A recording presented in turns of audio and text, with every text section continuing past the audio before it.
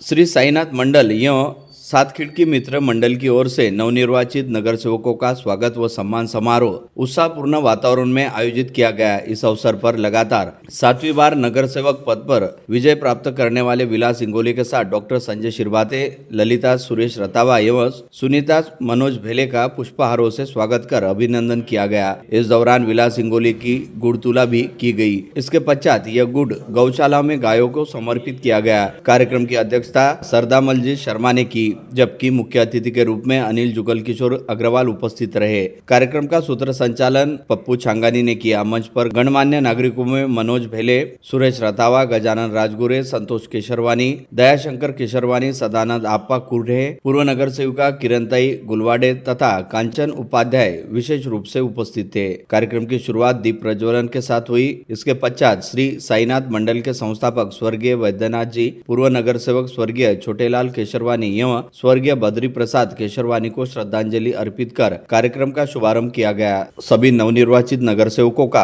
पुष्पमालाओं द्वारा स्वागत किया गया। इस अवसर पर श्री साईनाथ मंडल के सदस्य राजेश पंचारिया ने मंडल का परिचय उपस्थितों को करवाया। समारोह में मित्र परिवार की ओर से विलास इंगोले का गुड़ तुला कर सम्मान किया गया। इस गुड़ को उन्होंने आगे गौशाला में समर्पित किया। अपने संबोधन में विलास इंगोले ने प्रभाग में उपस्थित महिलाओं को नारी शक्ति का स्वरूप बताते हुए उनका आभार व्यक्त किया। उन्होंने कहा कि वे नेता नहीं बल्कि जीवन से जुड़े सामान्य कार्यकर्ता है और प्रभाग के विकास कार्यों को प्राथमिकता देते हुए जनहित कार्य करने का संकल्प दोहराया। गुलिया कर करके मैं चालू रहा। आज बड़ा अच्छा लग रहा है कि अपने परिवार में अपना सत्कार हो रहा, कार्यक्रम हो रहा, हमारा स्वागत हो रहा। जिनकी प्रतिमा लगी है बाबूजी, मुझे मैं आप सब लोग को याद दिला दूं कि अमरावती महानगर पालिका की स्थापना 1983 में हुई और 83 से 92 तक प्रशासक थे। अब प्रशासक तुमको सबको मालूम हो गए प्रशासक किसको बोलते भाई महानगर पालिका, क्योंकि ये बीच में 4 साल चुनाव नहीं हुए।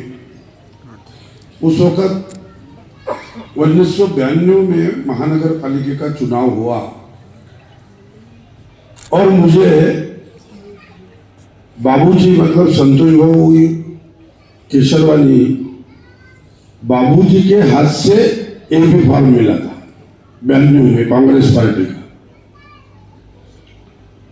और इधर से कांग्रेस से संतोष बाबू भी खड़े थे और उधर से बुधवारा से मैं खड़ा था। तो ऐसा ही परिवार ने मैं बाबूजी के प्रतिमा को विनम्र अभिवादन करता हूं और जिन्होंने अपने पुराने अमरावती में संतों की जैसी जिंदगी जी, छोटेलाल जी काका केशरवानी, उनकी दिनचर्या सब मंडल ने पेपर के संपादक है और इनके पिताजी से लेके ये परिसर में पुराने अमरावती में मशहूर नाम शिक्षक करके और बाबूजी के सहयोगी रहे। बाबूजी बने उमरलाल जी केडिया और खुद के बहुत मेहनत से वो पेपर को बड़ा करके एक अपना अस्तित्व निर्माण किया जो आदमी ने, वो मेरे भाई अनिल भाऊ अग्रवाल। ऐसा है कोई भी चीज अगर रेडीमेड मिल गई तो उसका महत्व कम रहता, लेकिन नीचे से आदमी ऊपर आया तो वो एक अलग पहचान हो जाती, उसका एक नए जनरेशन के लिए एक आदर्श रहता। यहाँ मंच पे बैठे हुए सभी, जहां व्यवहार की बात आती, जब कट्टरता नहीं दिखता हो, पर अगर वो लोग हमारा साथ दे रहे हैं, बड़ी बात है संतोष दादा। ये चुनाव ऐतिहासिक चुनाव हुआ, इसके सब लोग आप लोग साक्षीदार हो। 7,000 मुस्लिम वोट अपने प्रभाग में और चारों हिंदू कैंडिडेट चुन के आए।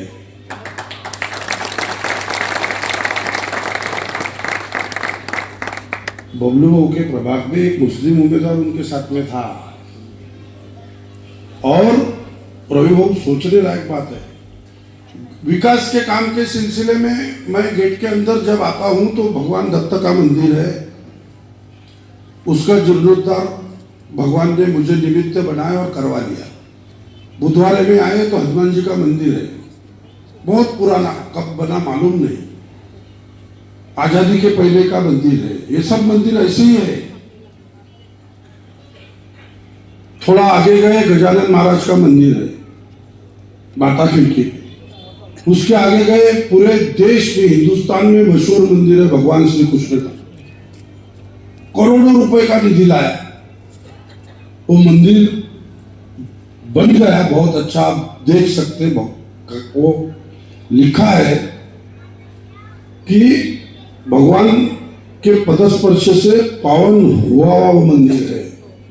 रुक्मिणी माता को जो लेके गए तो उसका चिंतन वहां किया भगवान ने। मैं हरण नहीं बोलूंगा, जबरदस्ती का सौदा थोड़ी था भाई। जब वो रुक्मिणी माता ने भगवान को बोला था कि मुझे लेके जाओ, उसकी हिस्ट्री ऐसी है। बाजू में भैरम बुआ का मंदिर है, उसके बाद फिर गजानन महाराज का मंदिर है, फिर खरकाड़ीपुरे में एकवीरा देवी का मंदिर है। ये सब मंदिरों का जीर्णोद्धार भगवान ने मेरे से करवा लिया, मैंने नहीं किया। मैं कौन हूं भगवान का मंदिर बनाने वाला? ये काल भैरव मंदिर, दर्शन को गया, मुकेश बाबू बोले दर्शन को चलो, एक ही मंदिर है काल भैरव का। बोले स्टेज होना, ये सेट करके होना। मैंने बोला भाई अभी तो कोई हम नगर सेवक नहीं है। बोले भाऊ इतना करना ही पड़ता तुम्हें। चलो, मैंने बोला हरकत नहीं, भगवान की कृपा है अपने की, ये काम हो रहा है। शेड बना दिया। इधर पीछे के साइड में राधा कृष्ण भगवान का मंदिर है। कार्यक्रम के अंत में मुख्य अतिथि अनिल अग्रवाल ने जवाहर गेट परिसर के सभी प्रभागवासियों से एकजुट होकर साथ लेकर चलने का आश्वासन दिया। समारोह का आभार प्रदर्शन पवन बद्री प्रसाद केशरवानी ने किया। कार्यक्रम में कमल सिंह ठाकुर, नंदलाल दायमा, मनोज देशमुख, किशन व्यास, योगेश केशरवानी आदि सैकड़ों नागरिक व महिला उपस्थित थे। या माणसाला निवडून आणण्यासाठी आपल्या गेटच्या आतमधले मतदार इच्छुक असतात आणि ह्या माणसाला पाळण्यासाठी गावातले सगळे नेते इच्छुक असतात। म्हणून आपण त्या सगळ्या नेत्यालाही पाडलं आणि विलासभाऊ इंगोले यांना आपण निवडून आणलं। ह्या आजच्या सत्कार कार्यक्रमाचे अध्यक्ष मंचावर उपस्थित आमचे सर्वांचे गुरुजी शर्मा गुरुजी, मंचावर उपस्थित नवनिर्वाचित व्यक्तीसह गाडीवर फिरता येत नाही, जो माणूस आपल्या साळ्याला जाहीररीत्या शिव्या देईल त्याची बायको त्याच्यासोबत कधीच गाडीवर फिरू शकत नाही। खासगीत नेहमी म्हणत असतो, साळ्याला शिव्या द्यायच्या तर मित्राच्या समोर द्या, जाहीररीत्या कधीच देऊ नका। आणि आज त्यांनी परमनंट आपली फिटिंग स्वतःचीच केली। वहिनी थोड्या वेळ फिरणं सुरू केलं होतं त्यांच्यासोबत, आता वहिनी त्यांच्या गाडीवर कधीच फिरणार नाही। साळा कसाही असलो, कसाही साळा असो, त्याला चांगलंच बोलावं लागते। पाडलंही म्हणून विलासभाऊ तुम्ही या 5 वर्षात ही आशा सोडून द्या का वहिनी तुमच्या मागे गाडीवर बसून फिरेल। आणि ह्या प्रभागाबद्दल मला जेव्हा भारतीय जनता पक्षाची खूप बेकार अवस्था झाली तर भारतीय जनता पक्षाचे सगळे नेते सगळ्या मीडिया हाऊस मध्ये फिरत होते आणि आपलं मीडिया हाऊस अमरावतीमध्ये 1 नंबर असल्यामुळे माझ्याकडे 2 मंत्री, खासदार, आमदार सगळे येऊन गेले। म्हणजे जवाहर गेट प्रभागाची पोझिशन काय आणि जवाहर गेटच्या आतमध्ये वरली सगळ्यांना समजते सगळ्यांना काय 7 1 2 3 7 म्हणजे लक्षात येते काय? त्यांच्याही लक्षात नाही आला। त्याचं गुपित आधा उघडलं, पहिल्यांदा येईल, दुसऱ्यांदा येईल, तिसऱ्यांदा येईल आणि 7व्यांदा येईल। 1 2 3 7 त्यांच्या आता लक्षात आलं। निवडणुकीचा निकाल लागल्यावर म्हणे तुम्ही 1 2 3 7 गुपित काय होतं आता म्हणता लक्षात आलं। म्हणे 1 नगरसेविका पहिल्यांदा, 1 नगरसेवक दुसऱ्यांदा, 1 नगरसेविका तिसऱ्यांदा आणि विलासभाऊ सातव्यांदा हा गुपित होता 1, 2, 3 आणि 7. आणि अख्ख्या महाराष्ट्रात 3000 नगरसेवक आहेत आणि 3000 नगरसेवकांमध्ये सातव्यांदा निवडून येणारे एकूण 27 राजकीय पक्षात 29 महापालिकेत आणि 3000 नगरसेवकांमध्ये आपला हा भाऊ आहे. पालिकेच्या आयुक्त आहे सौम्या शर्मा. त्या नवीन आल्या, प्रशासकीय राज होतं, सगळे नगरसेवक त्यांच्याकडे जात होते. आपल्या विलास भाऊची स्टाईल थोडी वेगळी आहे. ते आपल्या स्टाईलमध्ये गेले. ते आपल्या स्टाईलमध्ये गेल्यानंतर त्या बाईला ते बसलं नाही आणि बाईंना थोडंसं ॲटिट्यूड कमीच बसते. मग बाई कुठलीही असो, आम्ही आमच्या बायकांसमोर असं नमुनाच राहतो. त्या बाईला ते पटलं नाही. त्यांनी पाहिजे तसं भाऊला रिस्पॉन्स दिला नाही. यांनी मग तिचा पिच्छा सोडला आणि बाकीचे खालचे जे अधिकारी आणि खालचे जे कर्मचारी आहेत त्यांच्या माध्यमाने आपले कामं करून घेतले.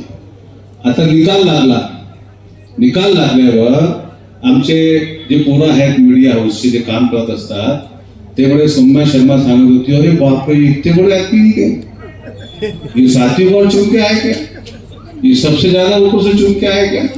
त्यांनी आपल्या खालच्या अधिकाऱ्यांना सांगितलं म्हणजे माझ्याकडनं चूक झाली, त्यांना ओळख नाही. आता म्हटलं तुम्ही जे चुका मागच्या वेळेस केल्या ते भोगावं लागेल तुम्हाला नवीन हाऊसमध्ये. आता हा माणूस जेव्हा तिथे नवीन हाऊसमध्ये जाईल बदला घेतल्याशिवाय, आणि आपल्या गेटच्या आतमधल्या लोकांची सवय आहे बदला घेतल्याशिवाय राहायचंच नाही. बदला चुकीला माफी नाही. आणि मित्र हो, आता सुनीताताई भेलेंनी सांगितलं महापौर व्हायबद्दल. विलास भाऊंच्या राजकारणासाठी अख्ख्या शहरात हे प्रसिद्ध आहे की यांच्यापर्यंत पोहोचायचं असेल तर पहिला रस्ता मंडल परिवार. यांना भारतीय जनता पार्टीत घेण्यासाठी 4 लीडर माझ्याकडे आले होते आणि ते भारतीय जनता पक्षात गेले असते तर आज महापौर राहिले असते. पण त्यांनी महापौर पदाला ठुकरवून आपल्या विचारांशी तडजोड केली नाही. 7 वेळा जे निवडून आले त्याच्यामधनं 4 वेळा काँग्रेस, 2 वेळा राष्ट्रवादी काँग्रेस आणि 1 वेळा अपक्ष. म्हणजे त्यांनी आपल्या विचारधारेशीही तडजोड केली नाही, त्यांच्याशी पण कॉम्प्रोमाइज केली नाही. नाही तर सुनीताताई तुमची ही इच्छा पूर्ण झाली असती आणि आमचे भाऊ महापौर राहिले असते. पण महापौर राहिल्यावर त्यांना रात्री झोप आली नसती. माणूस जेव्हा आपल्या विचारधारेशी कॉम्प्रोमाइज करतो, तडजोड करतो आणि समझोते करतो तेव्हा त्याला एकट्याच झोप येत नाही. लोकांसमोर त्यांचं अभिनंदन होते, जगासमोर तो खूप मोठा होऊन जातो. पण त्यांनी आपल्या विचारधारेशी कधीही कॉम्प्रोमाइज न करता आपला काँग्रेस पक्षच कायम ठेवला. मतदानाच्या दिवशी मी जेव्हा मतदान करायला सराफा बाजाराच्या बूथवर गेलो तिथे मिलिंद भाऊ चिकोटे होते, आमचे केळियाजी होते, आमचे प्राध्यापक डॉक्टर संजय शिकवाते होते. मिलिंद भाऊ म्हणे 25 सीट येते काँग्रेसची. किती येते? 25. मला विचारलं त्यांनी, म्हटलं 25 काँग्रेसची नाही येते, भाजपची येते. आणि भाजप काँग्रेसची म्हणे किती येते? म्हटलं 15 येते. केळियाजी समोर आहे तुम्ही? म्हटलं 25, 12, 15.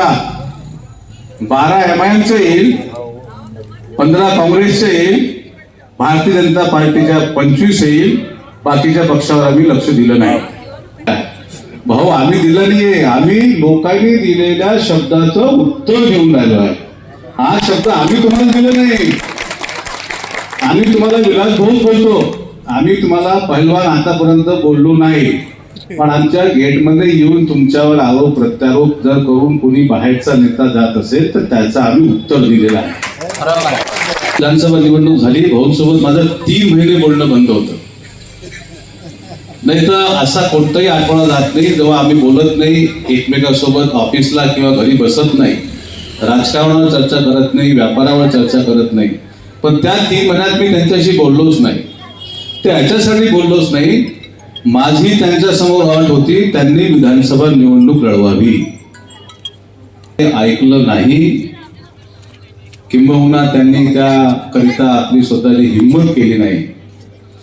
आणि त्याच्यानंतर जेव्हा निकाल बाहेर आले तेव्हा असं जाणवलं काँग्रेसचा उमेदवार जर विलास इंगोले राहिला असता तर बहुतेक काँग्रेसची सीट निवडून आली असती.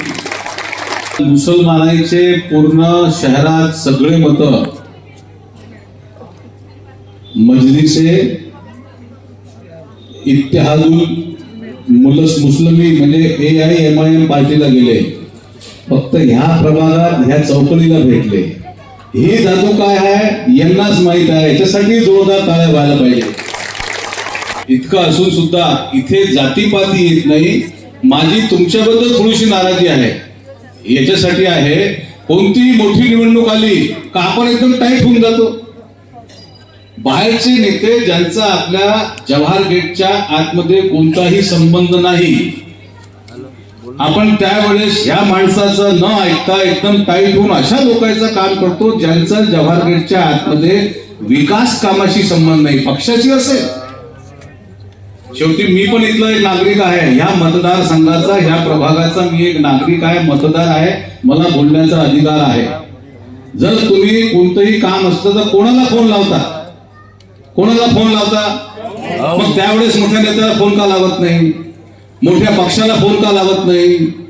वेगळ्या विचारसरणीच्या लोकांना बोलून त्यांना का सांगत नाही का आमच्या पोराला नोकरी लावून दे, पोलीस स्टेशन मध्ये आमचं काम करून दे, रोडचं आमचं काम करून दे, नाली साफ करून दे, विहिरीवर मोटर लावून दे. त्यावेळेस विलास इंगोले आणि कोणती एखादी मोठी निवडणूक आली म्हणे आम्ही वेगळ्या विचारसरणीचे आहोत. ही कसली विचारसरणी? आपल्या माणसाला आपणच मोठं नाही करू तो दुसरं कोण करणार, मी असं म्हटलं जाते बघा.